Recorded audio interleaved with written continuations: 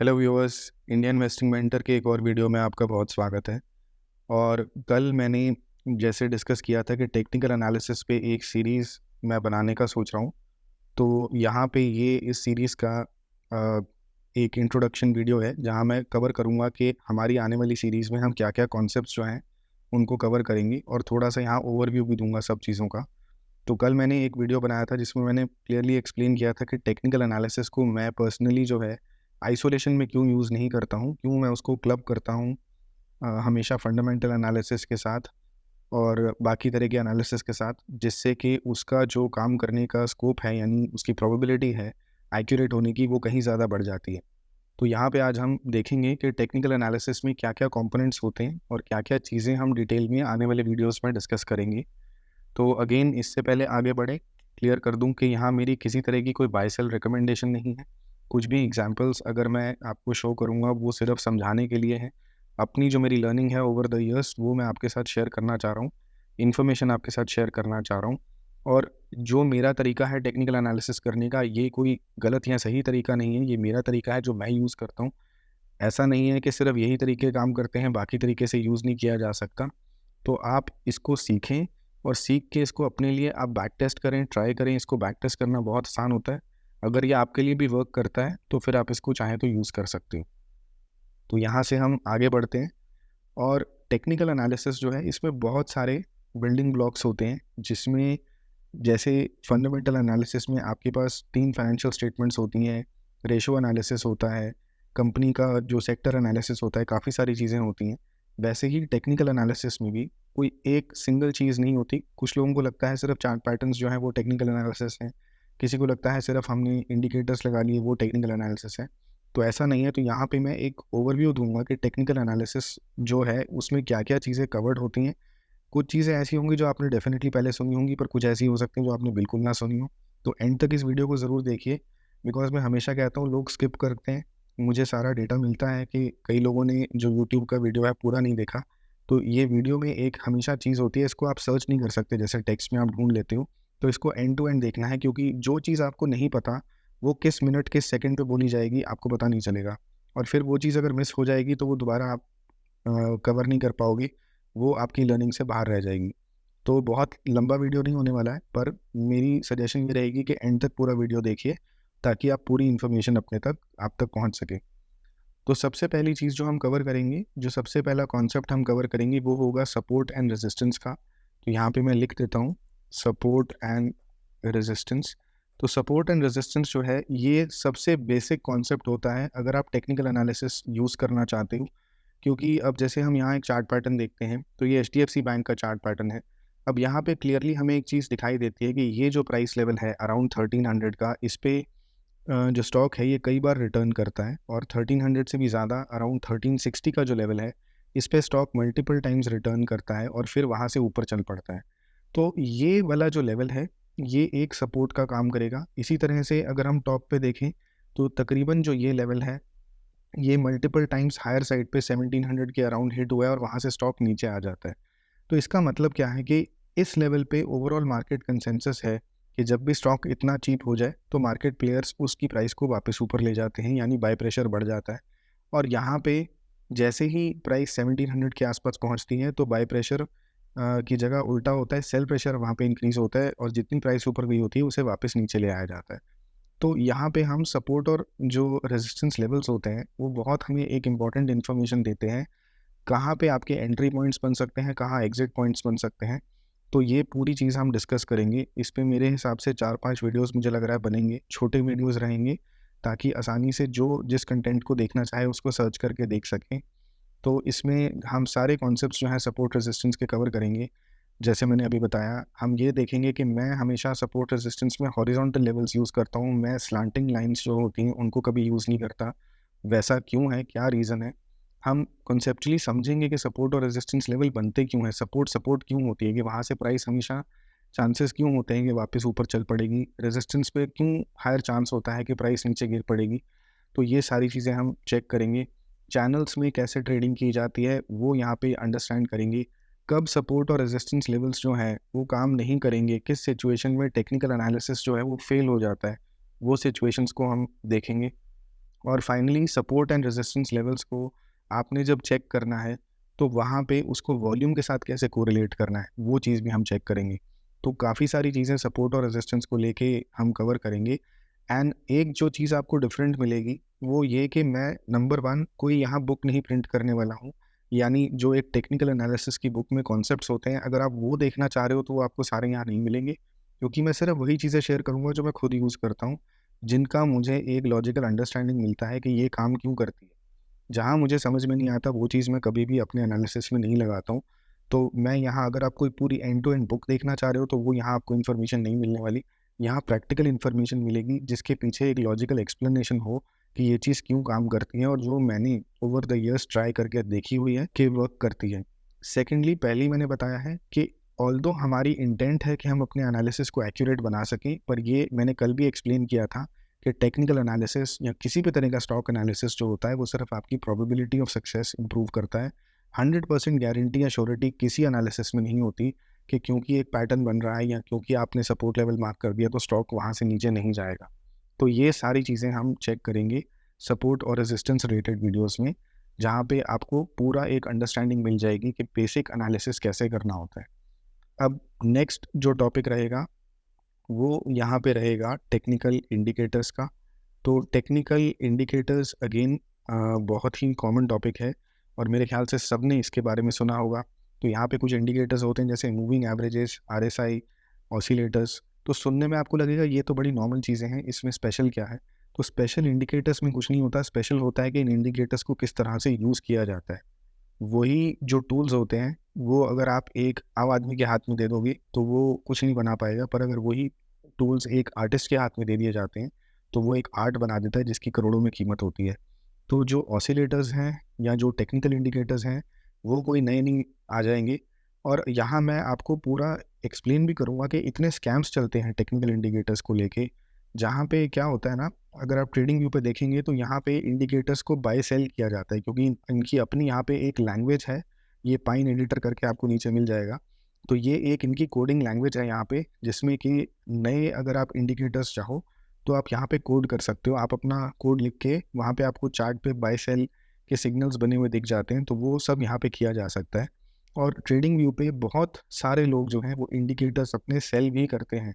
तो यहाँ चार्ट पे क्या है, बाय सेल ऐसे मार्क्स लगे आ जाते हैं और उनका मानना होता है, उनका क्लेम होता है बेसिकली कि हमारा इंडिकेटर अगर आप यूज़ करते हो तो आप इससे लाखों में प्रॉफिट बना सकते हो।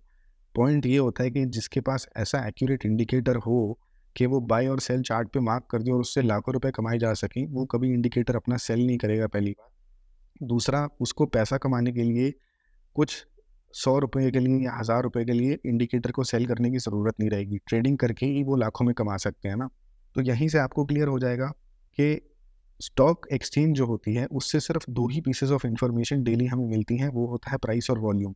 कोई भी इंडिकेटर आप ले लो, वो इसी प्राइस पे मल्टीपल डेज़ की प्राइस पकड़ते हैं, उस पे कुछ ना कुछ फ़ॉर्मूला लगा के एक आउटपुट बनाते हैं। तो कोई इंडिकेटर कोई नई इन्फॉर्मेशन नहीं डालता है और ये सारे के सारे इंडिकेटर्स लैगिंग इंडिकेटर्स होते हैं। आप फ्यूचर को प्रेडिक्ट करने की कोशिश कर रहे हो पास्ट को देख के, तो हमेशा जो सिग्नल आपको मिलेगा, वो थोड़ी देर बाद मिलेगा। जैसे जब जो लोग ब्रेकआउट्स पे ट्रेड करते हैं, ऑलरेडी आप एक अप ट्रेंड में होते हो, ऑलरेडी स्टॉक एक लेवल को क्रॉस कर चुका होता है, तभी आपको ब्रेकआउट सिग्नल मिलता है ना। तो ये सारे के सारे इंडिकेटर्स लैगिंग होते हैं, यानी आपको इन्फॉर्मेशन लेट मिलती है। तो वो स्कैम्स में कैसे नहीं फंसना है, कैसे बेवकूफ़ नहीं बनना है कि जस्ट बिकॉज कोई नया इंडिकेटर बोल के बेच रहा है, उसमें किस तरह से आपने अवॉइड करना है और किस तरह से जो बेसिक इंडिकेटर्स हैं उनको लॉजिकली यूज़ करके हम अपनी ट्रेडिंग को, अगेन मैं जैसे बोल रहा हूँ, इम्प्रूव कर सकते हैं। 100% एक्यूरेसी से अगर आप सोच रहे हो कि बस मैंने क्योंकि कोई तरीका है कि मैंने देख लिया आरएसआई इस लेवल से ऊपर चला गया है, यहाँ से डेफिनेटली स्टॉक ऊपर जाएगा ही जाएगा, वो नहीं हो सकता है। कोई भी स्टॉक मार्केट में चीज़ 100% डेफिनेट तरीके से, कंफर्म तरीके से नहीं क्लेम की जा सकती। हम सिर्फ अपनी एक्यूरेसी को इम्प्रूव कर सकते हैं। तो वो सारे के सारे पॉइंट्स जो टेक्निकल इंडिकेटर्स हैं उनको देखेंगे, इनको कैसे प्रैक्टिकली यूज़ करना है वो देखेंगे, क्या सेटिंग्स हमने इंडिकेटर्स पे लगानी है वो देखेंगे, किस तरह से स्कैम से बचना है, वो सारी चीज़ें हम यहाँ पे कवर करेंगे। इसके बाद तीसरी चीज़ जो आती है, जो अगेन बेसिक चीज़ें हैं टेक्निकल एनालिसिस में, जिसको बोला जाता है चार्ट पैटर्न्स। तो अलग अलग तरह के चार्ट पैटर्न्स होते हैं, वो हम यहाँ पे देखेंगे। अब अगेन मेरा जो तरीका है वो ये कि मैं सारे के सारे चार्ट पैटर्न्स नहीं यूज़ करता, बहुत सिलेक्टिव चार्ट पैटर्न्स होते हैं जिन्हें मैं यूज़ करता हूँ। और अगेन इसलिए कि मेरे को जब तक उसके पीछे का लॉजिक समझ नहीं आता कि ऐसा चार्ट पैटर्न बनने के बाद मार्केट की साइकोलॉजी क्या है, क्यों इसके बाद मार्केट ऊपर जाने का एक प्रोबेबिलिटी हाई होती है, नीचे जाने की प्रोबेबिलिटी हाई होती है, तब तक मैं उस चार्ट पैटर्न को अपने एनालिसिस में नहीं डालता हूँ। तो लोग बहुत अलग-अलग तरीके के चार्ट पैटर्न यूज़ करते हैं। मैं नहीं कह रहा हूँ कि वो गलत हैं या सही हैं, उनके लिए मे बी वर्क करता है। मेरे को वहाँ पे समझ ही नहीं आता कि अगर किसी चार्ट पैटर्न में कप बन रहा है, तो कप और हैंडल मतलब स्टॉक मार्केट वालों को चाय ज़्यादा पसंद है कि कॉफ़ी ज़्यादा पसंद है? वो पैटर्न क्यों काम करता है, उसकी समझ किसी ने नहीं बताई आज तक। बस ऐसा पैटर्न बने तो ये हो जाता है, ये हो तो ये हो जाता है। तो जब तक आपको उसकी लॉजिकल रीज़निंग ना समझ में आए, आपको वो पैटर्न यूज़ नहीं करना चाहिए। और मेनली आप खुद ट्राई करके देखना, आपको समझ में आएगा।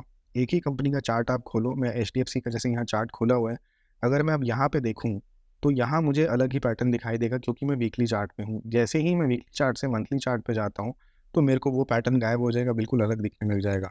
तो यानी जैसे ही हम टाइम फ्रेम को चेंज करते हैं, ये पॉसिबल है कि अलग-अलग पैटर्न्स आपको दिखने लग जाएँ, तो उसकी क्या इंटरप्रिटेशन निकालनी है, वो आपको समझना मुश्किल हो जाएगा। अब मैं डेली में चले जाऊँगा, तो बिल्कुल अलग तरीके का पैटर्न दिखने लग जाएगा। तो इसीलिए मैं बार-बार बोल रहा हूँ कि चार्ट पैटर्न्स हों, चाहे इंडिकेटर्स हों, किसी भी चीज़ को आँख बंद करके जस्ट बिकॉज़ किसी बुक में लिख दिया गया या किसी ने किसी वीडियो में बोल दिया या किसी ने उसको क्लेम किया कि ऐसे वर्क करता है, आप मत यूज़ करो। क्योंकि हो सकता है वो किसी के लिए काम करे, मैं ये नहीं कह रहा हूँ कि वो वर्क नहीं करेगा, पर जब तक आपको उसका अंडरलाइंग रीज़न समझ में नहीं आएगा, आप उसको ठीक से कभी भी यूज़ नहीं कर पाओगे। आपको समझ होनी चाहिए प्रॉपर्ली कि ये अगर कोई यूज़ कर रहा है तो उसका रीज़न क्या है, ये ऐसे काम क्यों करता है। तो हम प्राइमरीली यहाँ 2 तरह के चार्ट पैटर्न्स हैं जो मैं यूज़ करता हूँ, जिसमें सबसे पहला ट्रेंड्स होता है, क्योंकि ट्रेंड्स एक चीज़ है जो मेरे को समझ में आती है कि ट्रेंड कोई वर्क क्यों करता है। अगर एक अप ट्रेंड है या डाउन ट्रेंड है जिसमें मेजर एक मूव होती है अपसाइड या डाउन साइड की तरफ विद स्मॉल करेक्शंस, वो क्यों काम करती है वो मुझे समझ है। तो उसके लिए चार्ट पैटर्न्स किस तरह के बनते हैं वो हम देखेंगे।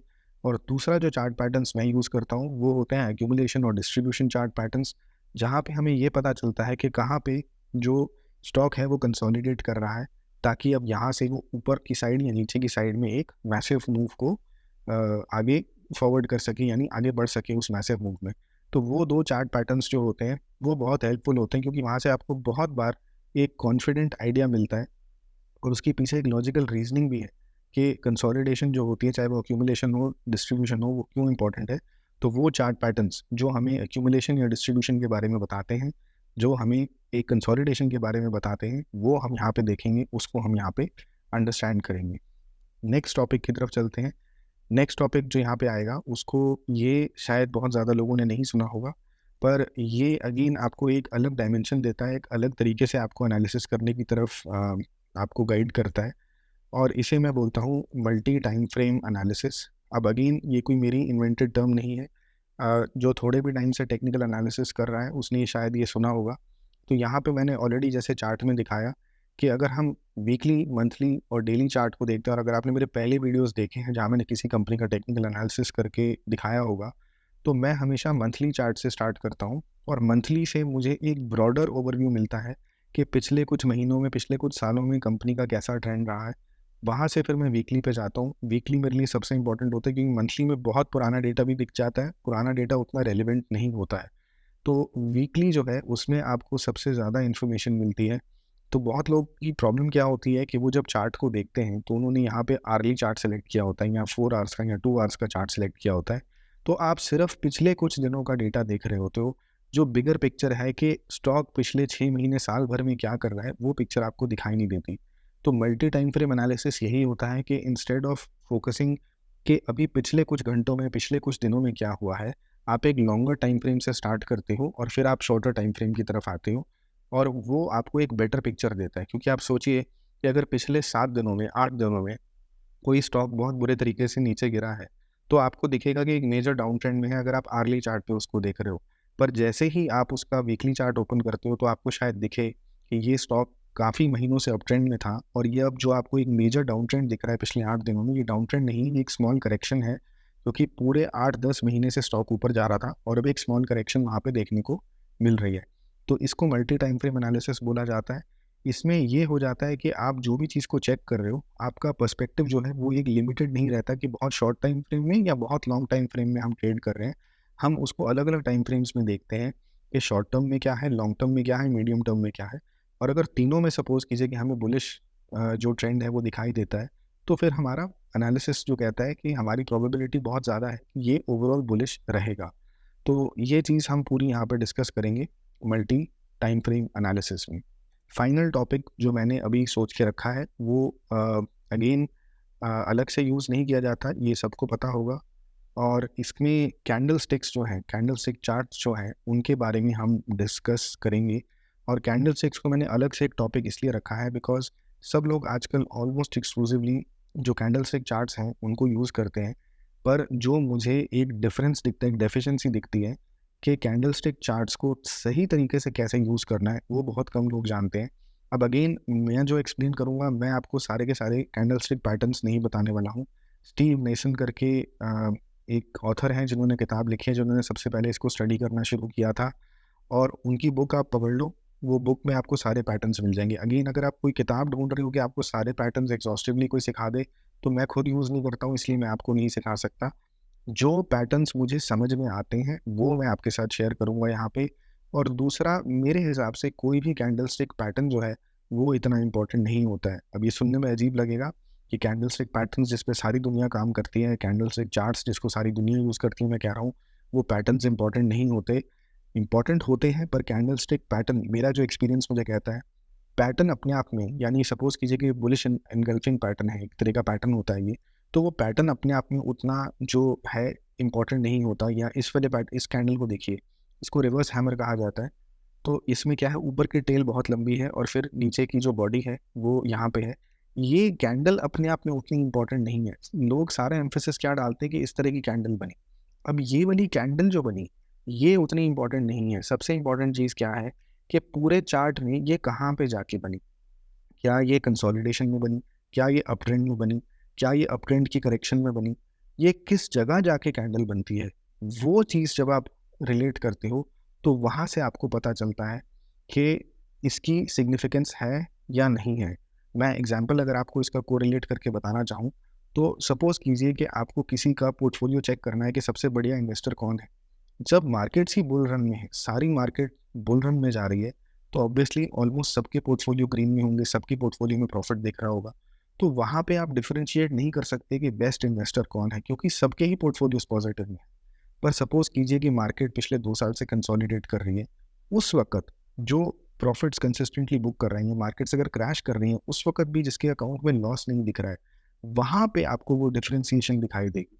तो अगेन वो सेम कॉन्सेप्ट यहाँ पे अप्लाई होता है कि कैंडलस्टिक अपने आप में जो पैटर्न बना रही है, वो इतना क्रिटिकल नहीं होता, इंपॉर्टेंट नहीं होता। वो पैटर्न कॉन्टेक्सचुअली आपको कॉन्टेक्स्ट में देखना है कि अप ट्रेंड में बन रहा है, डाउन ट्रेंड में बन रहा है, किस तरह की मार्केट कंडीशन में बन रहा है, वहाँ पे उसकी इम्पोर्टेंस जो है ज़्यादा बन के आती है। तो वो सारे कॉन्सेप्ट्स अगेन मल्टीपल वीडियोज़ में हम चेक करेंगे, तो कैंडलस्टिक्स से रिलेटेड भी वीडियोज़ हम कवर करेंगे। तो यहाँ मैंने एक ओवरव्यू देना था कि टेक्निकल एनालिसिस में क्या-क्या होता है। कल मैं ऑलरेडी एक जैसे बताया वीडियो डाल चुका हूँ, जहाँ मैंने बताया है कि टेक्निकल एनालिसिस को फंडामेंटल्स के साथ मिक्स करके, उसके साथ अटैच करके यूज़ करना है, अलग से यूज़ करना है। मैं पर्सनली नहीं करता हूँ, ना मैं सजेस्ट करता हूँ कोई करे। और ये सारे टॉपिक्स जो हैं, इन पे सब पे 2 से 3-4 वीडियोज़ डिपेंडिंग के कितने सब टॉपिक्स यहाँ बनते हैं, वो मैं क्रिएट करने की कोशिश करूँगा और over the next few weeks आपके साथ शेयर करूँगा। अगर आपको लगता है इसके अलावा और कोई टॉपिक है जो मुझे कवर करना चाहिए, तो आप कमेंट्स में लिख के बता सकते हो, ताकि अभी से उसका प्लान किया जा सके और उसको ओवरऑल जो सीरीज़ ये बनने वाली है उसमें इंक्लूड किया जा सके। और मोस्टली यहाँ पे एक चीज़ मैं बता देता हूँ, आपको ध्यान रखना है। नंबर 1, मैंने कई बार कहा, मैं यहाँ बुक्स नहीं प्रिंट करने वाला हूँ। तो अगर आप एंड टू एंड इन्फॉर्मेशन ढूँढ रहे हो कि सारे इंडिकेटर्स के बारे में, सारे चार्ट पैटर्न्स के बारे में कोई बता दे, वो इन्फॉर्मेशन आपको यहाँ पे नहीं मिलेगी। यहाँ सिर्फ वो चीज़ें मैं एक्सप्लेन करूँगा जो मैं पर्सनली यूज़ करता हूँ, जो मुझे समझ आती हैं। जो चीज़ मुझे समझ नहीं आती, जिसको मैं अपनी वर्ड्स में समझ नहीं सकता कि ये पैटर्न क्यों काम करेगा, मैं उसको अपने एनालिसिस में अप्लाई नहीं करता हूँ। तीसरा, कि यहाँ पे आप ये चीज़ मैं बार-बार बोल चुका हूँ, कितना ही एनालिसिस कर लें, चाहे वो टेक्निकल्स हो, चाहे वो फंडामेंटल एनालिसिस हो, चाहे वो मार्केट का ओवरऑल सेक्टर एनालिसिस हो, चाहे मैनेजमेंट का एनालिसिस हो, ये सारी चीज़ें टूल्स हैं जो आपकी ट्रेडिंग और इन्वेस्टमेंट को इम्प्रूव करेंगे। यहाँ पे किसी भी चीज़ की 100% गारंटी नहीं होती है। इसमें सिर्फ आप अपनी एक्यूरेसी को इम्प्रूव कर सकते हो। ये कोई जिसको कहते हैं ना श्योर शॉट सॉल्यूशन नहीं है कि क्योंकि आपने ये डिफरेंट टाइप्स का एनालिसिस कर लिया तो स्टॉक जिस तरह से आपने सोचा है ऊपर जाएगा तो ऊपर ही जाएगा, नीचे जाएगा तो नीचे ही जाएगा। वो सब यहाँ नहीं होने वाला है। ये सब चीज़ें ध्यान में रखें और मैं काफ़ी एक्साइटेड हूँ इस पूरी सीरीज़ को लेके। अगेन अगर वीडियोज़ आपको अच्छे लग रहे हैं तो कमेंट्स में डेफ़िनेटली मेंशन कीजिए। अगर कोई क्वेरीज़ हैं, कोई डाउट्स हैं तो वो भी लिखिए। और चैनल को अगर सब्सक्राइब नहीं किया है तो कर लीजिए। वीडियो को लाइक ज़रूर कीजिएगा। अपने फैमिली और फ्रेंड्स के साथ शेयर ज़रूर कीजिए ताकि और लोग इस इन्फॉर्मेशन का फ़ायदा उठा सकें। और आपसे जो हमेशा एक रिक्वेस्ट होती है कि चैनल को ग्रो करने में, प्रमोट करने में आप हेल्प कीजिए।